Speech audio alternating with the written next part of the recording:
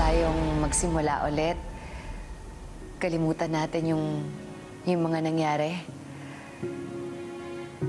Ako nga pala si Dayan.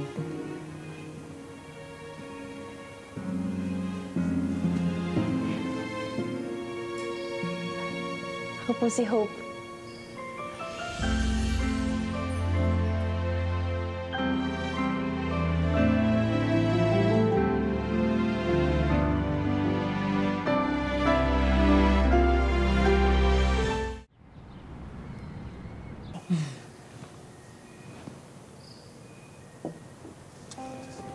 Thank you.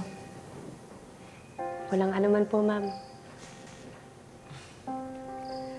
Nakakatuwa ka naman, no? Akala ko magtatanim ka na ng sama ng loob sa akin pagkatapos ng nangyari. Pero eto ka, parang kinalimutan mo na lahat.